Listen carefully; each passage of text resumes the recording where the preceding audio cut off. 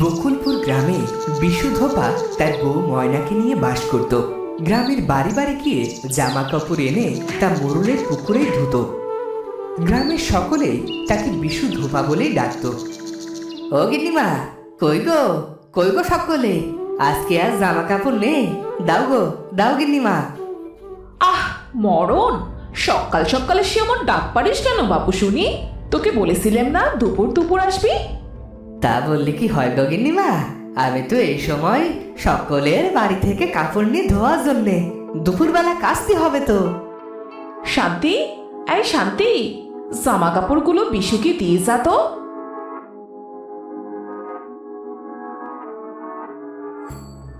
তা গিন্নিমা, আগের যে টাকাটা বাকি ছিল সেটা যদি দিতেন। কিসের টাকা শুনি? সব টাকাই তো দেয়া হয়েছে। সে কি করছেন গিন্নিমা, গত 3 বার কাপড় নিলেন, বললেন যে আজ টাকা দেবেন। কই, আমি তো আগের দিনই সব টাকা দিয়ে দিয়েছি। মিথ্যে বলছিস কেন বিশু? গিন্নিমা, কি বলছেন আপনি? আমি গরিব মানুষ, বাড়ি বাড়ি কটা কাপড় ধুয়ে কিছু টাকা পাই, আমি মিছে কথা কইব কেন? আপনি তো বললেন আজ বাকি টাকা দেবেন।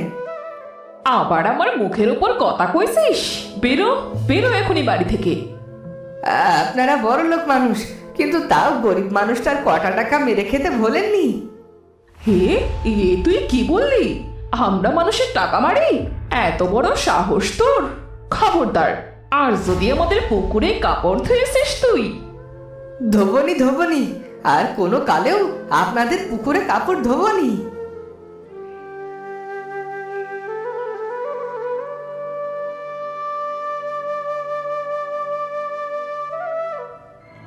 যাবনি, আর কোনোদিন যাবনি তাদের পুকুরে, গরিবের টাকা কটা মেরে খায়। কি গো, কি হয়েছে? অমন করে রেগে ঘরে ঢুকলে যে? আর যাবনি, আর যাবনি কোনোদিন টাকা মেরে খাওয়া লোকদের কাছে। কে টাকা মেরে খেলো? কি বলছো? আরে মোরল গিন্নি বলেছিল 3 দিনের টাকা দেবে, আর আজ বলছে টাকা নাকি আগে দিয়েছে। সে কি গো, তুমি তো তাদের পুকুরে কাপড় কাচো, আর তো কোনো পুকুরেও কাপড় কাচতেও দেয় না, আর তুমি তাদের সাথে ঝগড়া করে এলে? তো ঝগড়া করবনি তো কি করব শুনি? এখন তো সেই দিকেও আর কাপড়ও ধুতে দেবেনি। তা না দিলে না দেবে, তুমি আমার রাগ বাড়িও না আর। এইসব কি আর সাথে বলছি গো? কটা টাকার জন্যে কাজটাই তো বন্ধ হয়ে যাবার জোগাড় হয়েছে। কাজ বন্ধ হবি কেন? আমি আমি ওই মরা নদীতে যাব কাপড় ধুতে, সেটা তো গায়ের নদী, কারো বাপের নয়। কি? তো তুমি তুমি মরা নদীতে যাবে মানে? পাগল হলে নাকি? না, পাগল হইনি, আমি ওখানেই যাব। ওটা তো শ্মশানের পাশের নদী, কত ভুতুড়ে কাণ্ড হয় সেখানে। না না, তুমি সেখানে যাবে না বললাম কিন্তু। আর আটকিও না আমাকে, বলেছি যখন সেখানেই যাব, প্রাণ যায় যাক। বিশু ময়নার কোনো কথাই শুনল না, সে সব কাপড় নিয়ে গেল সেই মরা নদীর কাছে। নদীর পাশে শ্মশান, আর সেই শ্মশানের লাশ পোড়ানোর পর সেখানেই ভাসিয়ে দেওয়া হয়, আর তাই নদীর নাম হয়েছে মরা নদী।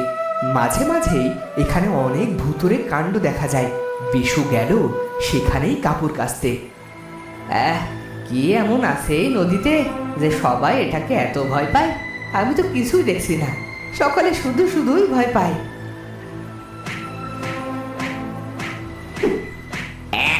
এই বেটা এখানে কাপড় ধুতে এসেছে, দেখো দেখো বউ। কই কই দেখি। হ্যাঁ হ্যাঁ, তো ওই যে এক মানুষ কাপড় কাচে। কতদিন এখানে মানুষ আসতে দেখিনি, সেই যে কবে এটা মরা নদী বানালো মানুষ, তারপর থেকে তো শ্মশানেও আর কেউ মরা পোড়াতে আসে না। ঠিকই বলেছ, আমার কতদিনের ইচ্ছে মানুষ দেখবো, কিন্তু এই গাছকে দেখে যে যেতেও পারিনি। এই বউ জানিস, আমার না মন চায় মানুষ দেখবো, ওদের দেখতে ভারী মজা। আচ্ছা, ওই মানুষটার কাছে গেলে কেমন হয়? বেশ হয় বেশ হয়, চল চল ওটারই কাছে যাই।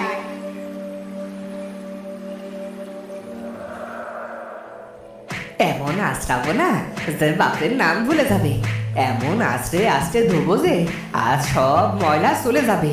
প্রথমে একটাকে আশ্রাবো, পরে আরেকটাকে আশ্রাবো, লাঠি আর মুগুর দিয়ে পেটাবো আস্থা মতন। এ কি বলছে রে বউ? সর্বনাশ, ও তো আমাদের পেটাবে বলছে। ও কাপড়ের মতো আমাদেরও আছড়াবে বলছে। তাই তো, এখন কি হবে বলো তো? ও হয়তো ভূত পেটানো লোক। ছোটবেলায় দিদিমা বলতো ভূত পেটনে দিক থেকে দূরে থাকবেন আপনি, ওরা হাতে পেলে পিটিয়ে মেরে ফেলবে। আরে আমিও তো শুনেছি। এবার এবার এর কাছ থেকে বাঁচবো কি করে বলতো? শুনেছি মানুষেরা সোনাদানা খুব ভালোবাসে। আমার মনে হয় ওকে সোনাদানা দিলে ও আমাদের ছেড়ে দেবে। তাই তো মনে হয়। এক কাজ করি, একে আমরা কিছু সোনা দানা দিই, চল।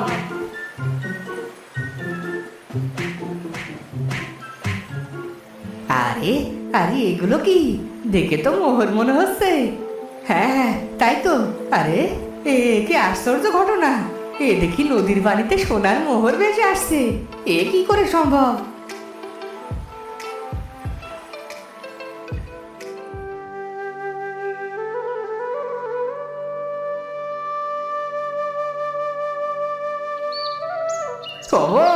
বউ, তাড়াতাড়ি রেখে যাও।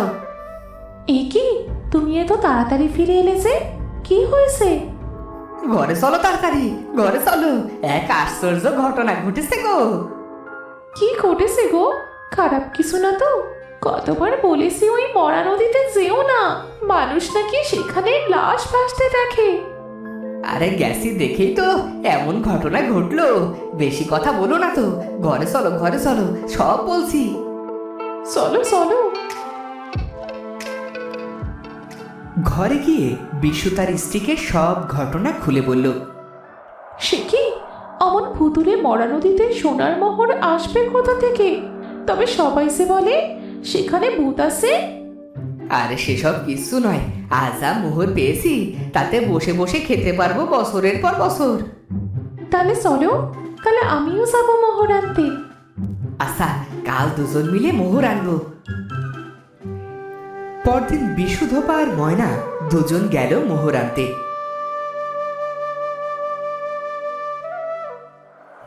ওই দেখ পুটি, ওই ভূত পেটানো লোকটা আবার এসেছে। তার সাথে আরেকটা মানুষও আছে। আজ বুঝি আর রক্ষা নেই রে। ও বুঝি মোহরে খুশি হয়নি কাল? হবে না কেন? হ্যাঁ, কাল কত লাফাতে লাফাতে মোহর নিল। চল চল, সামনে যাই। না বাবা, সামনে যাব না, যদি ধরে পেটায়। আরে চল না, গিয়েই দেখি। যদি মাপ চাইলে ছেড়ে দেয় তবে আর ভয় নেই। শুনেছি মানুষের আবার দয়া মায়া বেশি হয়। যাবে? তবে আচ্ছা চলো, দেখি কপালে কি আছে।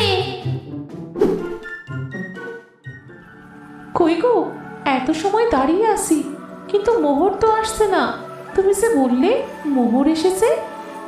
এখানে তো এসেছিল কাল কত কত মোহর, আজ আর আসছে না কেন?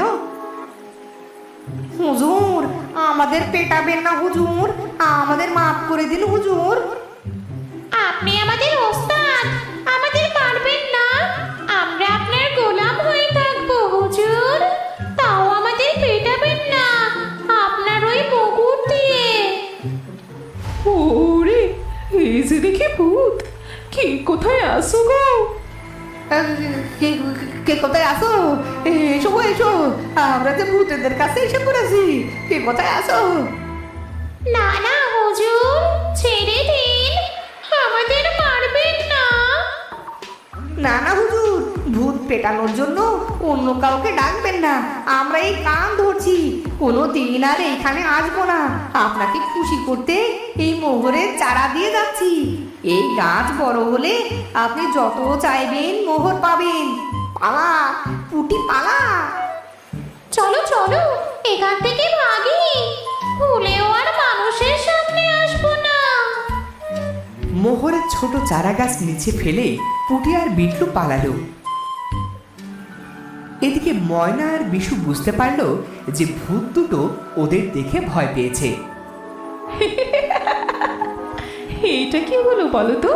ভূত তবে মানুষের ভয় পায়?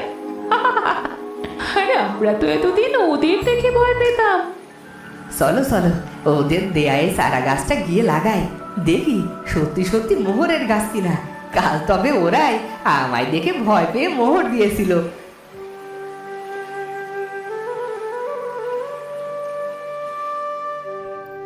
এরপর বাড়ি গিয়ে ময়না আর বিশু সেই মোহরের গাছ লাগানো দুদিনের মধ্যেই সেই গাছে মোহর হতে শুরু করে, আর তারা সুখে শান্তিতে সেগুলো বিক্রি করে বাস করতে থাকে।